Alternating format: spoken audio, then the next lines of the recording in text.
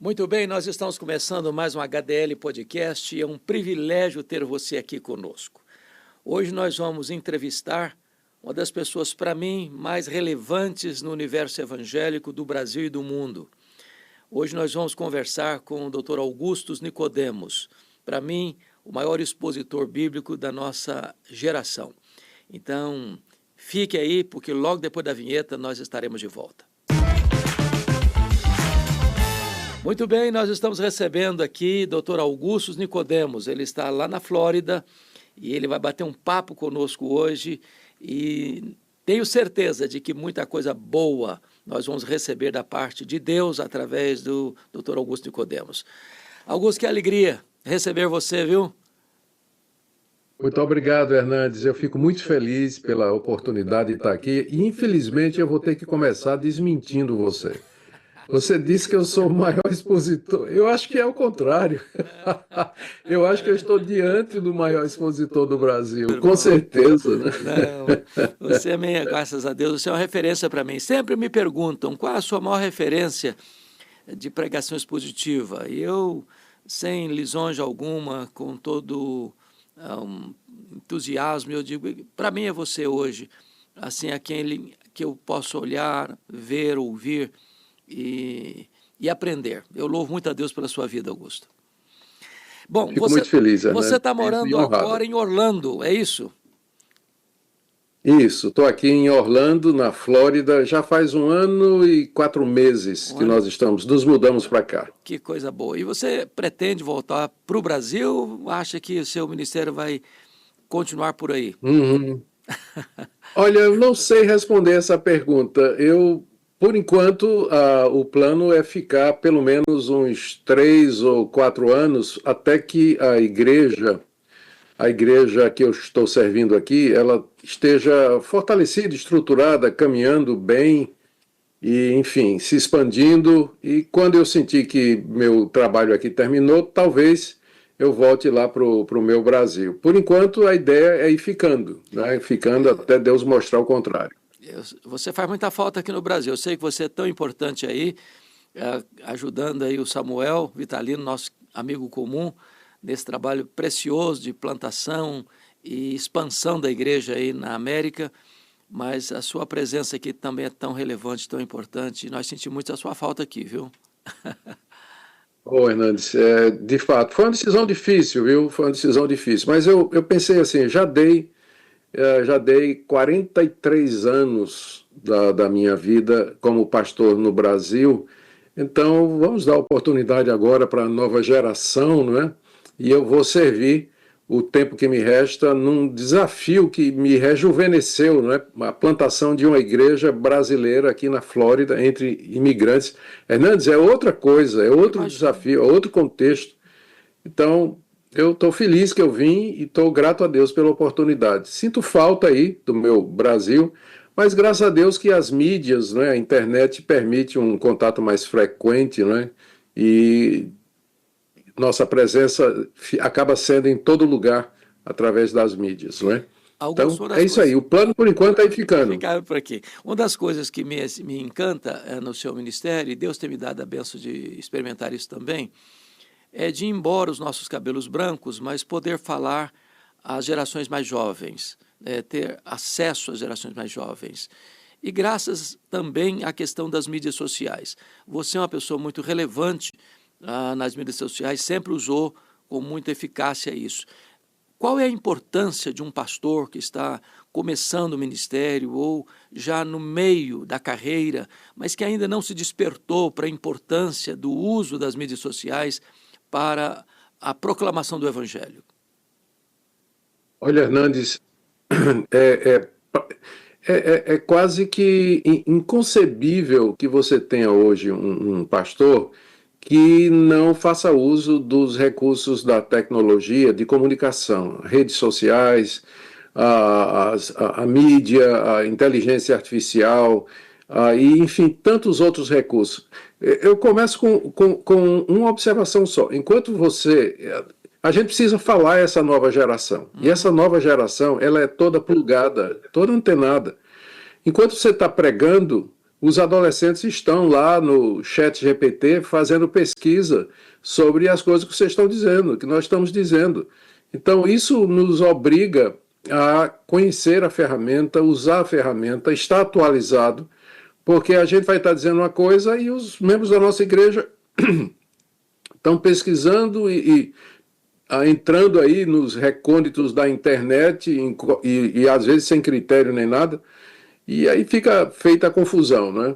Então, eu acho que não tem retorno, é um caminho sem volta à presença da tecnologia e ela tem que ser usada. É um dom de Deus, acredito, como a imprensa foi, a imprensa de Gutenberg foi um dom de Deus, precedendo a reforma. Sem a descoberta da imprensa móvel, Lutero não teria conseguido levar suas ideias ao mundo todo. Hoje as redes sociais fazem o mesmo papel. Né? Você, por exemplo, aqui onde eu vou, todo mundo conhece você.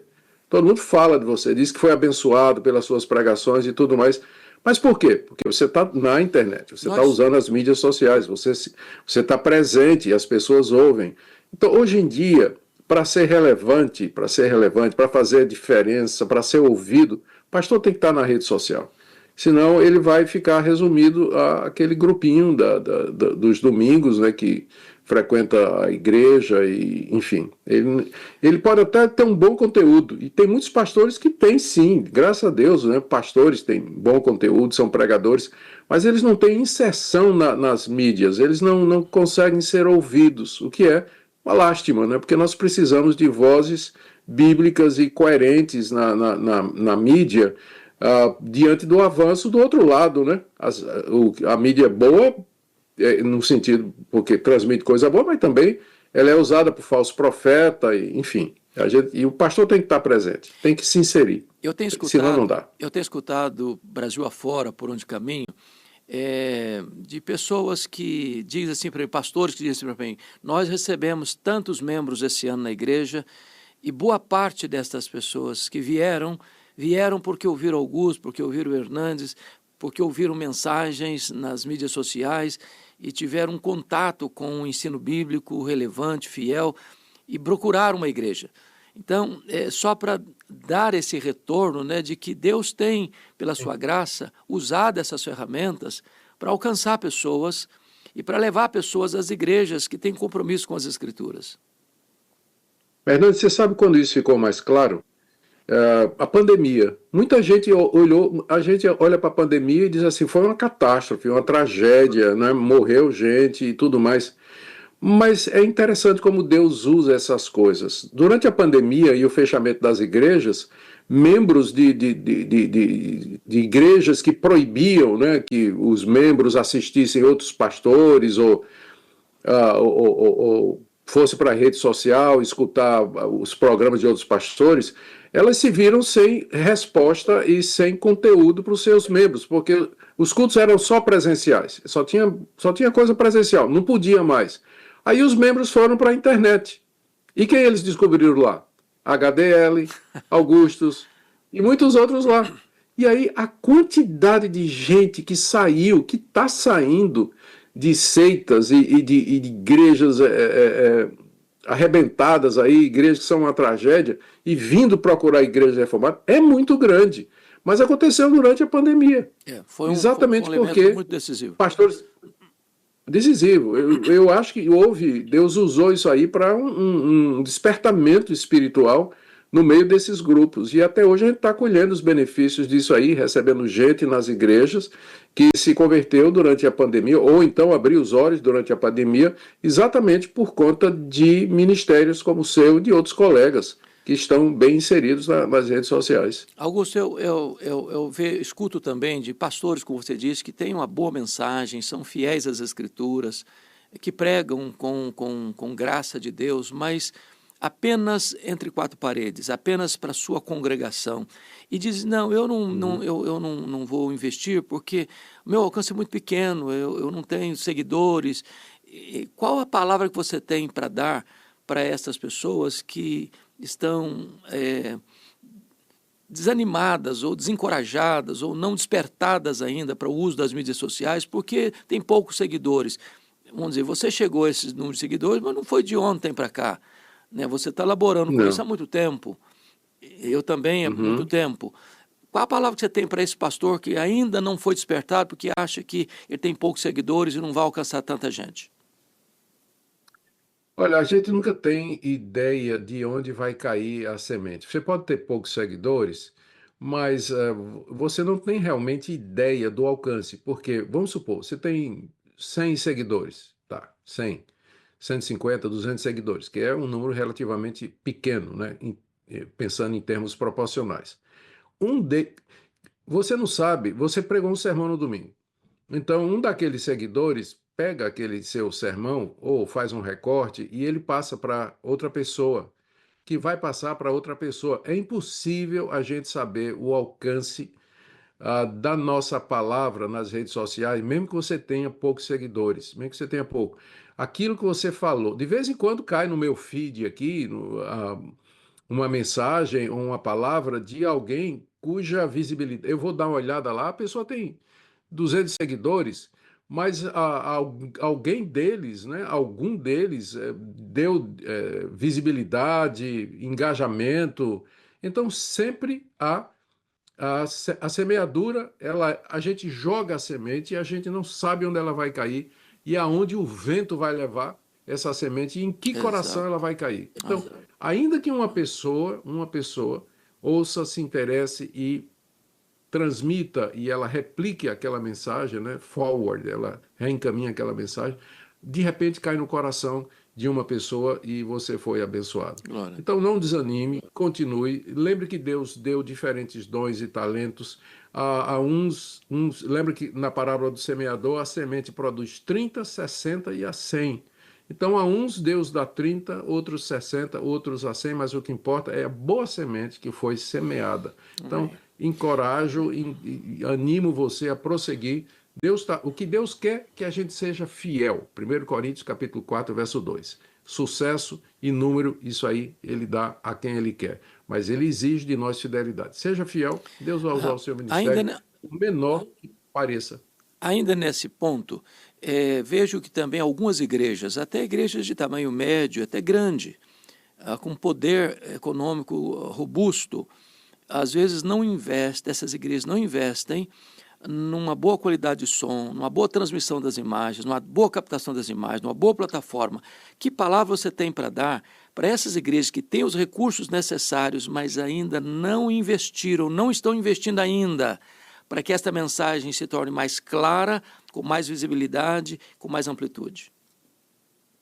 A minha palavra é que abra os olhos. É um investimento que vale a pena. Hoje, o mundo é digital.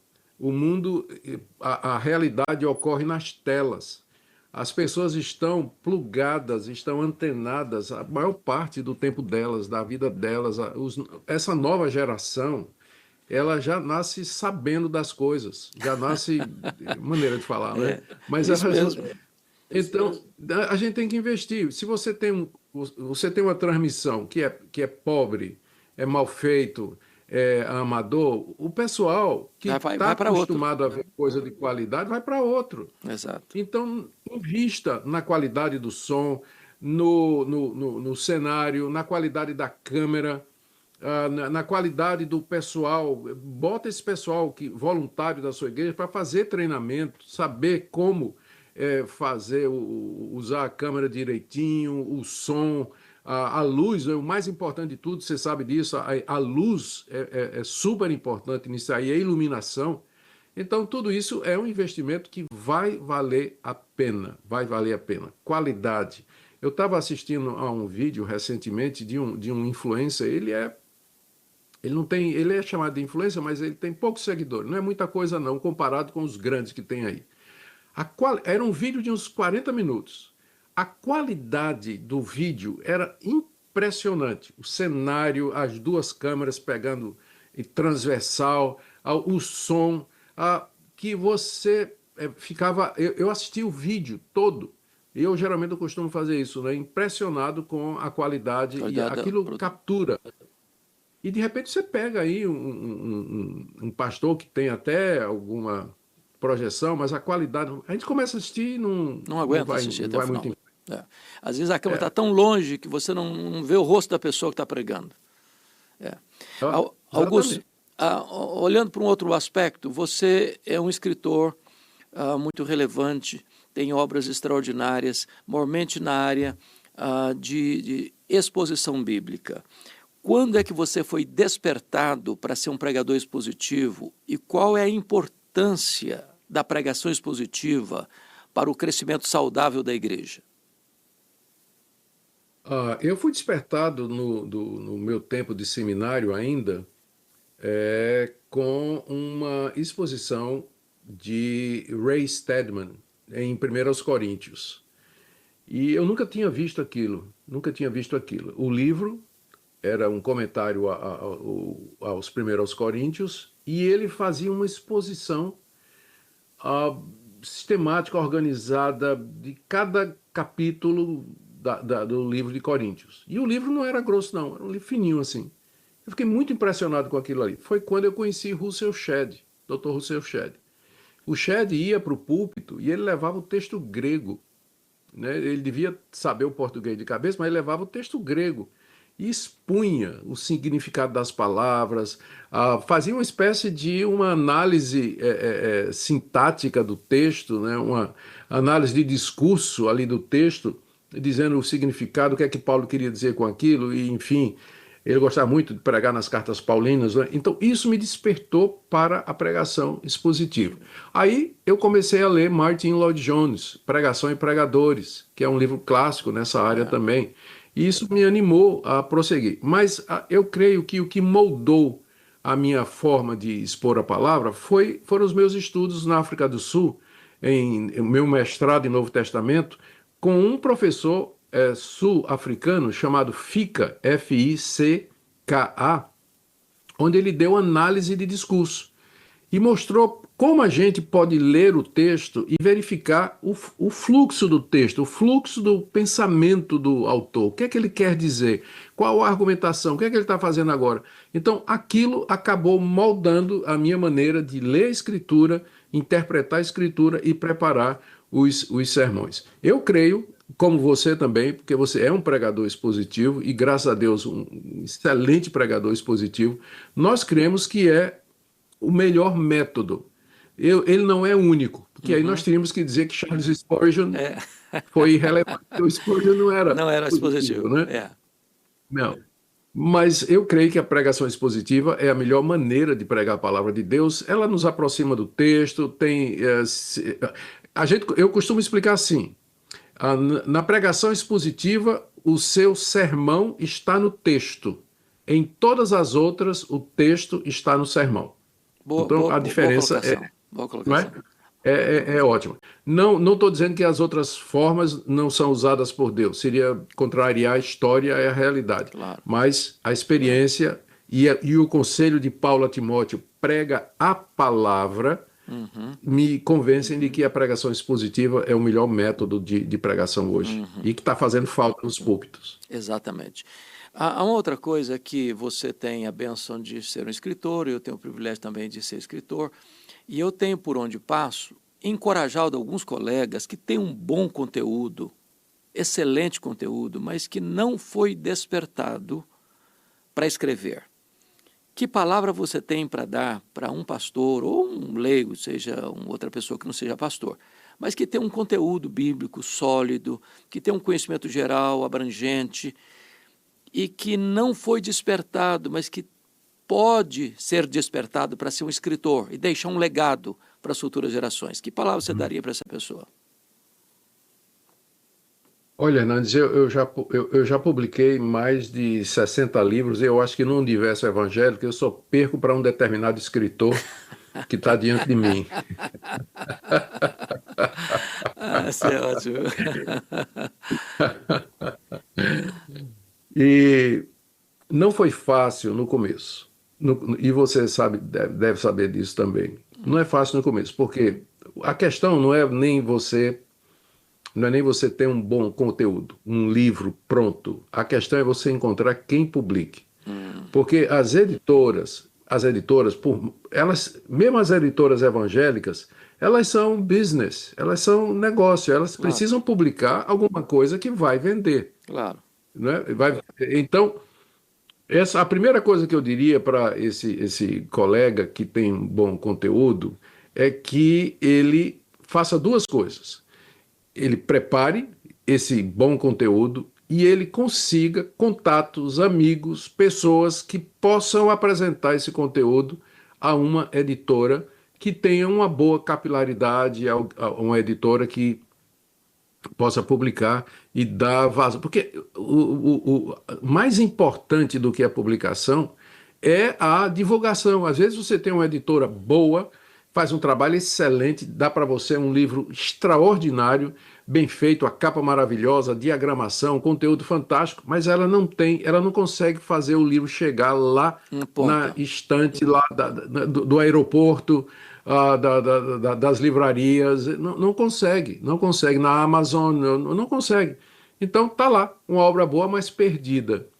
Então, conselho, tem uma boa obra e alguém que lhe apresente, porque foi assim mais ou menos comigo, não é alguém que deu a primeira palavra em meu favor, me encorajou e me apresentou.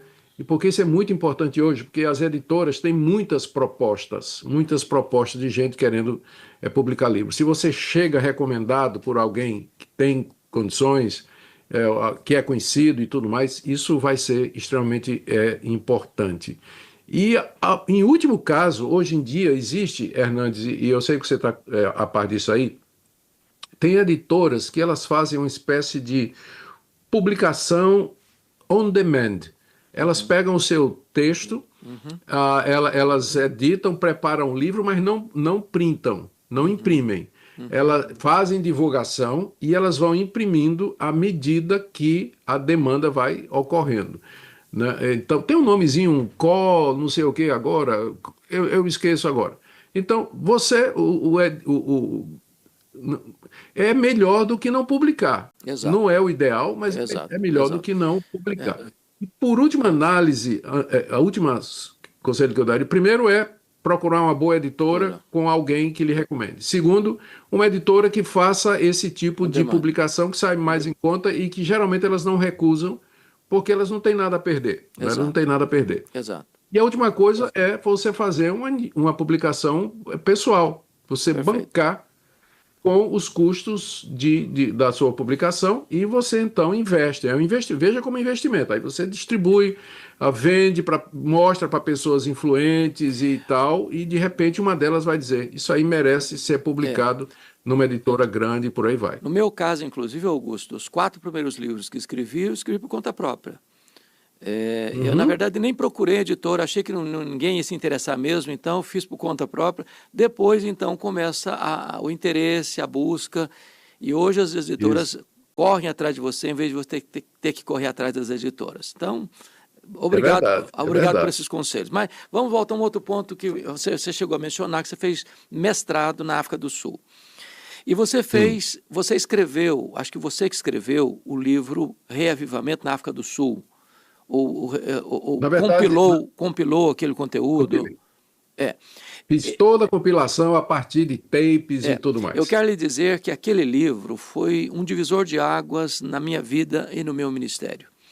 Aquele livro caiu no meu coração numa época muito oportuna, em que a igreja brasileira estava com a sua atenção voltada para esse tema avivamento, reavivamento. Fizemos uma caravana e fomos à África do Sul. Passamos lá uns 10 dias na missão Quacis-Abantu. E foi muito, muito, muito marcante para a nossa vida. Então, a pergunta que eu faço a você é essa: qual foi o impacto que o avivamento de Quacis-Abantu na África do Sul produziu no seu coração, na sua vida, no seu ministério? Veio, como você disse aí, veio no momento certo na minha vida, porque eu estava decidido a seguir a carreira mais acadêmica dentro do meio evangélico. Sempre fui pastor, sempre tive coração pastoral, mas a minha pegada sempre foi mais na área acadêmica, pesquisa, estudo, produção, a teologia, tudo isso. Existe um risco, quando você entra por essa área, de você se tornar um ortodoxo frio, uma ortodoxia ou uma erudição que não é movida pela paixão pelas coisas de Deus. E eu acho que Deus permitiu isso, que eu conhecesse Quacis Banto, exatamente para evitar que isso acontecesse, que eu me tornasse um acadêmico, um teólogo de gabinete, com a cabeça desse tamanho de conhecimento, mas o coraçãozinho apertado, pequeno, sem paixão nenhuma por Deus. Então, estar lá, ver a grande obra de Deus, as conversões em massa, os sinais e prodígios que eu creio que eram verdadeiros, sim, e acontecendo de forma diferente dos curandeiros que a gente vê aí em determinadas igrejas, coisas espontâneas, eles nem oravam por isso, né? nem buscavam essas coisas, Deus estava fazendo lá. Você conhece a história? Conheço a história. Então, aquilo abriu os meus olhos e me deu paixão. E tanto é que, voltando para o Brasil, a primeira coisa que eu fiz foi pegar o testemunho do Erle Steigen, né, o pastor que Deus usou para começar tudo aquilo, e colocar na forma de um livro, que foi publicado pela editora Knox, né, a atual editora Knox, que era do Paulo Anglada, né, que já está na glória. E distribuímos pelo Brasil todo. E também isso me levou a pregar muito sobre avivamento, né? De falar que eu achava que era importante com a Cisabanto, porque mostrava o que é um verdadeiro avivamento, em contraste com avivamentos que não são avivamentos, mas são emoções e produto do desejo humano, que acontece por um fim de semana, depois volta tudo ao normal, então, enfim. Então foi uma bênção na minha vida. Eu agradeço a Deus pela oportunidade. Eu sabia da sua caravana, sim, Foi e eu maravilhoso. fiquei muito. Sim. Inclusive, uma das pessoas que nos acompanhou, ele era um promotor de justiça, já aposentado, um homem muito culto, um homem muito influente na sociedade capixaba, cuja família basicamente toda estava convertida, mas ele não. E ele teve a sua experiência de conversão lá em Quacisabanto. Lá nesta visita, ele nos Glória. acompanhou e foi uma coisa muito linda o que Deus fez na vida dele. E passou os dias restantes da vida dele na presença de Deus, como membro da nossa igreja lá em Vitória, um homem de Deus, um homem muito precioso. A conversão dele aconteceu lá. Foi algo muito marcante. Coisa extraordinária. Muito marcante. Que bênção. Glória a Deus. Glória a Deus por isso. Bom, mas Feliz. aproveitando ainda, Augusto, mais uma coisinha aqui. Você acompanha e conhece a igreja brasileira. Você vê hoje denominações que capitularam seu liberalismo, estão desidratando. Você vê outros grupos com mega templos, mas sem evangelho, sem mensagem da cruz, sem a mensagem da graça, sem a justificação pela fé, sem as mensagens das Escrituras. E você vê também igrejas que, como você disse, permanecem firmes na doutrina, mas com uma ortodoxia ossificada, às vezes sem paixão pelo evangelho. Como é que você vê essa realidade brasileira e que palavra você teria para dar para aqueles que estão nos assistindo, dos cuidados que devemos ter nesse quesito no Brasil e no mundo? Olha, Hernandes, é muito boa a sua palavra e ela, por outro lado, é uma resposta que não é fácil, né? Não é fácil para a gente dar. Eu parto da promessa de Cristo, que disse que ele vai edificar a igreja dele sobre aquela verdade declarada de Pedro, que ele é o Cristo, o Filho do Deus vivo, e que as portas do inferno não prevaleceriam contra ela. Então, eu creio na igreja, é o credo apostólico, né? Creio em Deus Pai, creio em Deus Filho, creio no Espírito, creio na Santa Igreja Universal. Universal aí não é a Universal do Edir Macedo, mas a igreja que está no universo todo, né? E a católica aí não é a romana. Então, eu creio na igreja. Deus sempre vai ter um povo que o ame, que o adore e que seja discípulo do Senhor Jesus e que professe a verdadeira fé e o verdadeiro evangelho. Só que hoje eu acho que esse povo ele está espalhado e a gente precisa ter essa noção que a Igreja de Cristo ela é maior do que a nossa realidade.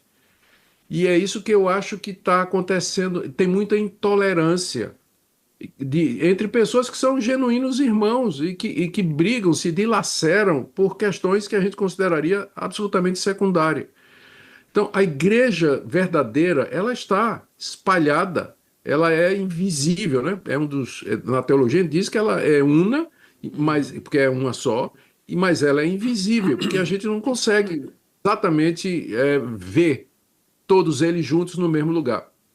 Então, a gente precisa ter essa visão do reino, que ultrapasse as barreiras denominacionais e, naquilo que é secundário, ultrapasse e nos leve aos pontos centrais e nós temos verdadeira comunhão.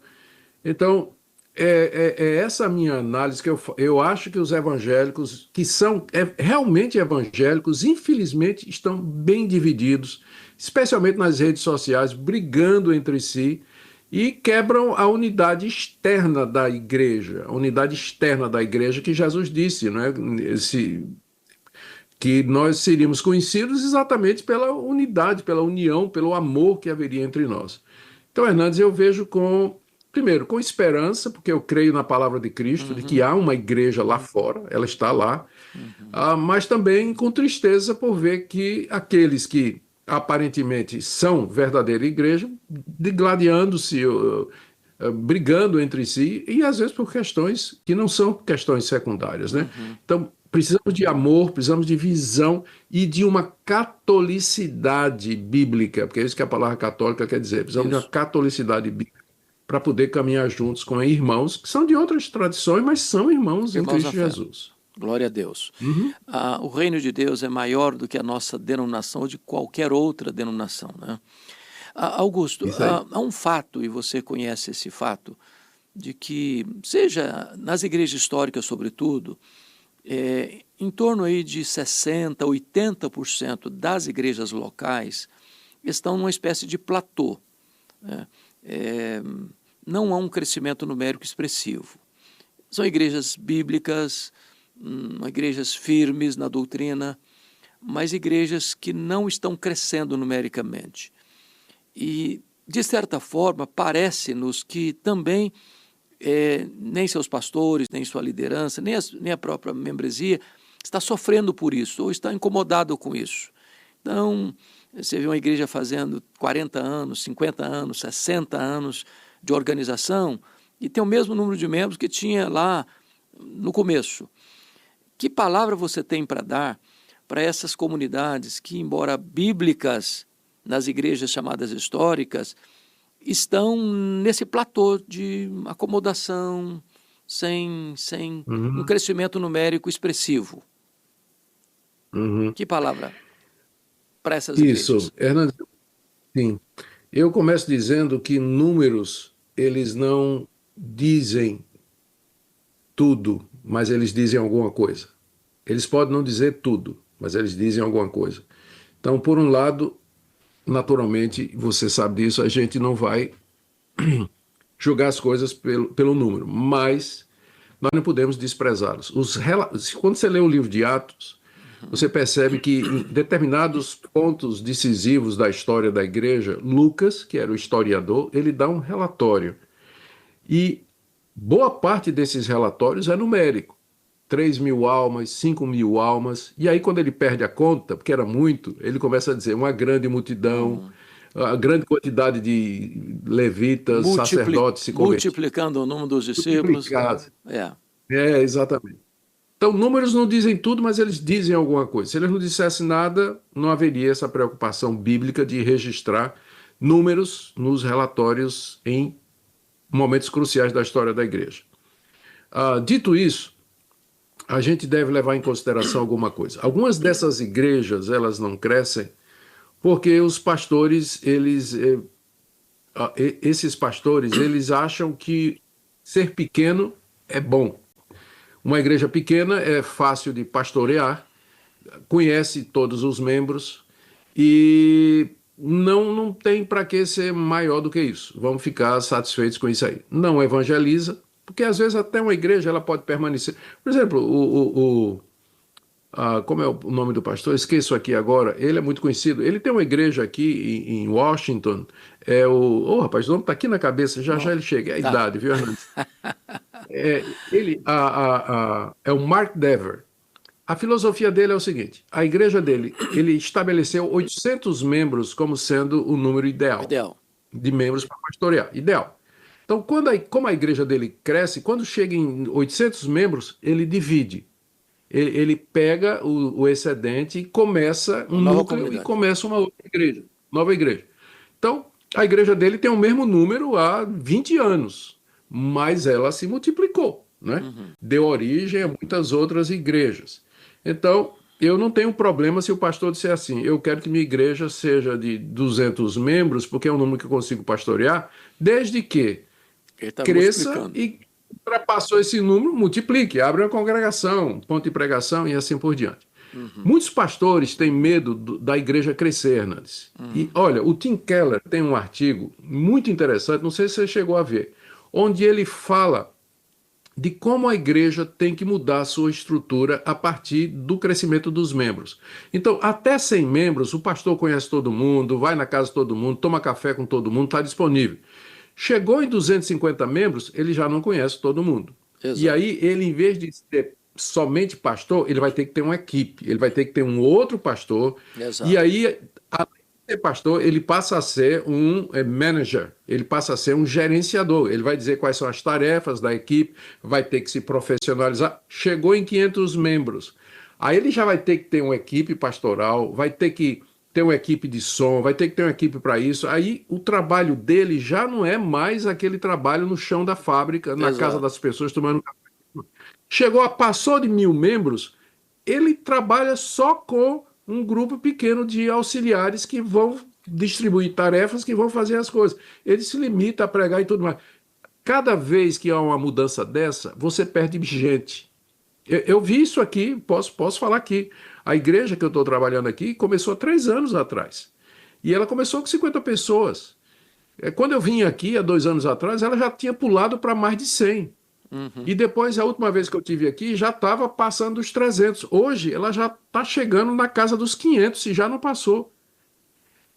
A cada vez que isso aí, esse número dobrou e tudo mais, A, com- saíram pessoas da igreja insatisfeitas. a complexidade de administrar isso é maior. É verdade. Mas saíram pessoas da igreja dizendo: eu não consigo mais falar com o pastor, ele não vem mais tomar café na minha casa. Ele não vai, não é porque não queira. Ele diz: eu fiquei doente, ninguém foi me visitar. Não foi visitar porque você não disse, o pastor não tem condição de saber. Exato. E aí, muita gente, a cada crescimento, perdem-se alguns membros, chegam novos, mas perde-se alguns. Então, muitos pastores estão com medo de crescer, medo disso aí. Eles acham que melhor que small is beautiful. Uhum. Small is beautiful. Então, eles permanecem assim, ou tem, finalmente, né, já vou terminar esse ponto aqui, a razão de que não cresce porque quem dá o crescimento é o Espírito Santo de Deus. E o Espírito Santo de Deus, de alguma forma, vou usar um termo humano, né, não está tendo a liberdade de agir poderosamente na pregação e na vida dos membros. Falta oração, falta quebrantamento, tem pecado oculto, falta disciplina, precisa colocar a vida dos membros em ordem. O pastor não ora, não é um homem que busca a palavra de Deus, e tudo isso acaba que não cresce Refletindo mesmo. no questão do crescimento. Cresce. Muito bom. Augusto, me permita um assunto sensível. Fala. Essa semana foi a óbito o Papa Francisco, o Hum, líder maior da Igreja Romana. E há muitos ruídos nas mídias sociais, sobretudo na questão escatológica, alguns mais assodados, né? Agora vai o último Papa, o último vai ser o último mesmo, e tal, e tal, e tal. Qual é a sua leitura dessa questão da morte do Papa atual, Francisco, e qual a sua visão do próximo que deve ser escolhido e que reverberação isso vai ter, não só no universo católico romano, mas no universo geral das nações, sim. sobretudo no campo religioso? A Igreja Católica continua sendo uma influência muito grande no mundo. Ela continua sendo. Ela vem perdendo muita força, né? Vem perdendo muita força. Membros, com o crescimento protestante no mundo todo, né? Ela vem, consequentemente, diminuindo. A Igreja Católica é muito forte nas redes sociais, você sabe disso. Uhum. Eles têm uma presença muito marcante e atuante nas redes sociais. vez em quando eu publico alguma coisa que mexe com os católicos, eles vão feito um enxame de abelhas lá no meu Twitter, ou lá no Instagram, para questionar, falar e tudo mais, né? Mas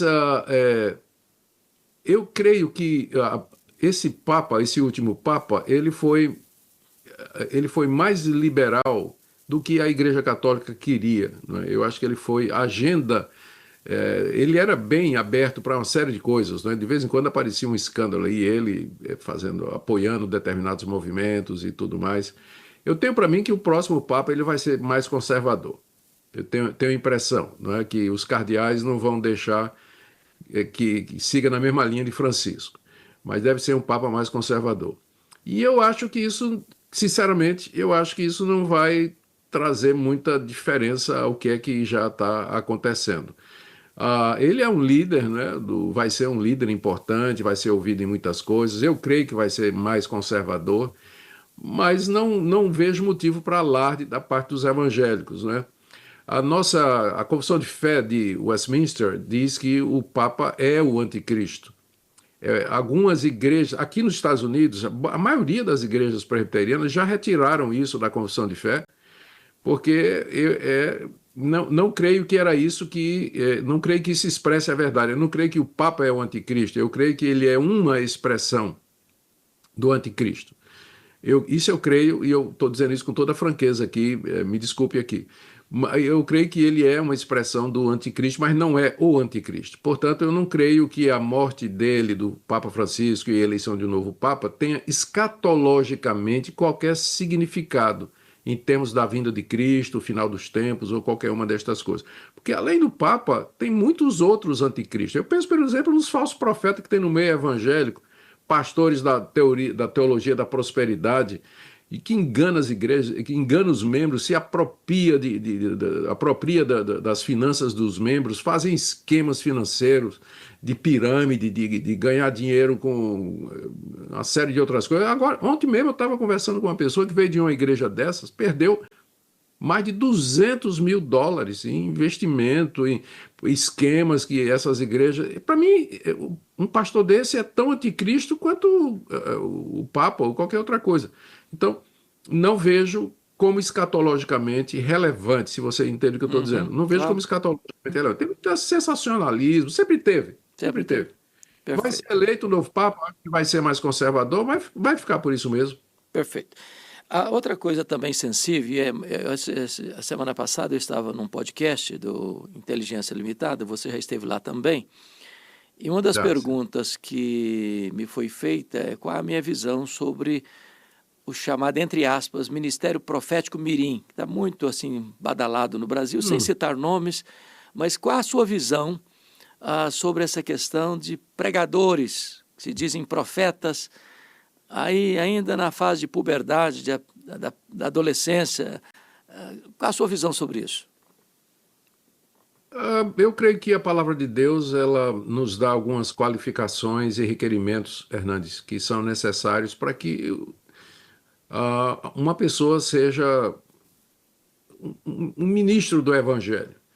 Lá em 1 Timóteo capítulo 3, tem alguns requerimentos na ordem familiar, de ordem relacional, de ordem de caráter, que precisam ser respeitados, né? A própria palavra presbítero, que é o ofício básico de onde vem o pastor e os ministros da palavra, significa ancião ou uma pessoa de experiência. Inclusive lá em 1 Timóteo 3 está dizendo que não pode ser neófito, não pode ser um novo convertido, não pode ser uma pessoa imatura. Fala de outras coisas como prudente, sábio, boa reputação. Então eu acho que é uma banalização da palavra de Deus, do ministério pastoral, colocar crianças.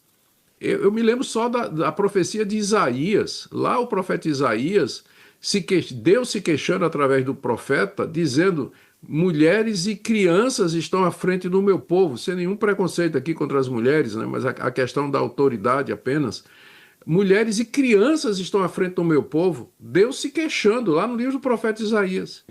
Então eu olho para isso aí e não eu tenho dificuldade em crer que isso aí é alguma coisa que vem da parte de Deus, porque seria contradizer a própria palavra de Deus. Quando Saulo de Tarso se converteu, Deus teve que mandar ele para a Arábia, passar 3 anos Três lá, anos. amadurecendo o pensamento dele antes de. Então a Bíblia está cheia de cuidados com o verdadeiro profeta, com aquele que fala a palavra de Deus. O E de obreiro repente a aprovado gente vê. precisa manejar bem a palavra da verdade, né? Então, eu sou muito cético e crítico desse tipo de coisa. Eu não creio que isso aí é coisa de Deus, não. Me perdoem, mas eu não creio, não creio. Augusto, nós estamos vivendo uma agenda woke, uma agenda progressista no mundo todo. E parece-nos que essa onda está encurralando, de certa forma, a igreja e corre-se o risco amanhã de se aprovar leis que sejam contrárias a princípios cristãos que a igreja evangélica protestante defende com clareza. E correndo o risco, inclusive, dessas igrejas caírem na ilegalidade por pregar aquilo que a lei agora proíbe. Nesse cenário de avanço da pauta da esquerda ou dessa questão progressista, qual a sua visão do o que está pela frente, o que virá? E se vier, Uhum. como reagir a essa situação? Hernandes, é excelente, né? Excelente pergunta, né? Você pintou bem o quadro que nós temos diante de nós. Eu acho que a gente precisa se conscientizar que nós estamos vivendo uma bolha dentro da história muito privilegiada. Veja só, durante os primeiros 400 anos, 350 anos da igreja cristã, ela estava na ilegalidade. O cristianismo era uma religião banida. Depois que ela foi oficializada e legalizada, ela se corrompeu. Mas surgiram, durante a Idade Média, grupos fiéis que queriam reforma, que queriam voltar para o. Dentro do espírito da época da Idade Média, né? Claro, tinha muito erro, muita coisa, mas havia o desejo, havia a consciência de que era preciso voltar. Foram perseguidos esses grupos, foram perseguidos, foram mortos. Quando teve a Uhum. reforma protestante, também, Os né? valdenses, por exemplo, os valdenses desde Esse é um 1173. Isso aí. Eu não Uhum. sabia nem a data, mas É, você tem uma memória top. Mas eu me lembrava dos valdenses, né, é. que passaram por isso aí também, e outros grupos que queriam fazer reforma e acabaram não dando absolutamente nada, foram perseguidos e mortos. Depois da reforma protestante, a mesma coisa aconteceu. Depois você vê o evangelho sendo substituído no norte da África pelo avanço do islamismo, e aí o cristianismo perseguido, o islamismo toma conta do que antes foram as terras bíblicas, e agora, em alguns lugares, é proibido a presença cristã. No Ocidente, por conta da reforma, nós experimentamos já há uns 300, 400 anos liberdade, liberdade de consciência, de crença, de religião, de expressão, coisa que não é o normal da igreja cristã, né? É por isso que eu disse, nós estamos vivendo uma bolha. O normal é a gente ser ilegal e perseguido. É isso que é o normal. É isso que Jesus A disse. igreja martírica.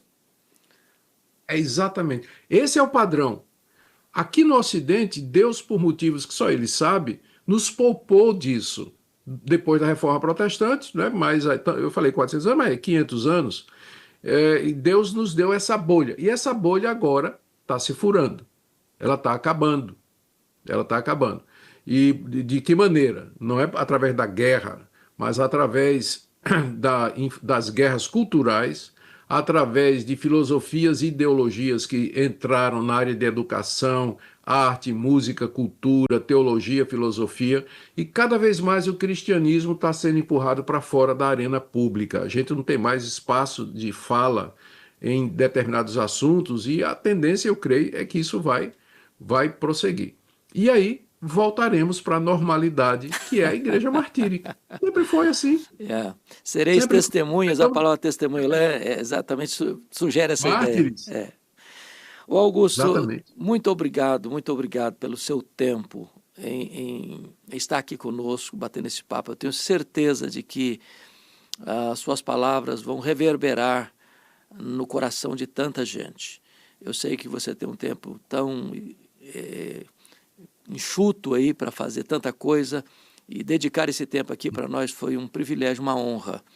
Gostaria agora de você ter um tempo aí de fazer suas considerações finais, você trazer a palavra que está no seu coração, o que você gostaria de passar para todos nós.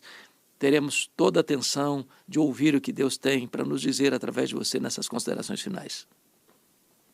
Tá certo. Obrigado, Hernandes. Para mim, a alegria é minha, né? Nós sempre estivemos juntos e trabalhando juntos, e estar outra vez com você, para mim, é uma alegria muito grande. Obrigado. E eu diria para os queridos que nos ouvem, que estão ouvindo esse podcast, que eu acredito que a maior falta que faz hoje, e que é a raiz de muitos males, é exatamente da Escritura, da palavra de Deus, ensinada, pregada. Uma igreja que ensine a palavra de Deus. Siga nas redes sociais e na internet pastores que expõem a palavra de Deus, que pregam a palavra de Deus. Alimente sua alma. Hernandes, uma vez eu recebi um tweet de uma senhora que disse assim: meus 2 pregadores prediletos, Augusto Nicodemos e Edir Macedo. Você acredita num negócio desse? Olha a falta de discernimento, não é? Por quê? Porque não conhece a palavra, não conhece a doutrina, pensa que tudo é igual. Não é, não. Procure igreja bíblica, onde a palavra de Deus é ensinada, podcasts como esse, onde a palavra de Deus é claramente respeitada e seguida. É isso que está faltando, só a Escritura, somente a palavra. É isso que está faltando no meu evangelho. Minha palavra para você é essa daí. Procure uma igreja onde a Bíblia é de fato ensinada e pregada. Encoraje seu pastor a fazer isso, expor a palavra de Deus.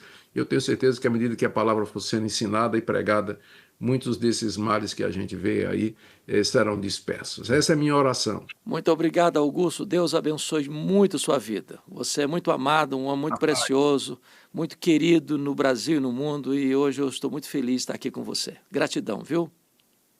Fica na paz. Grande abraço. Obrigado. Tchau. Muito bem, então estamos encerrando mais um HDL Podcast. Se você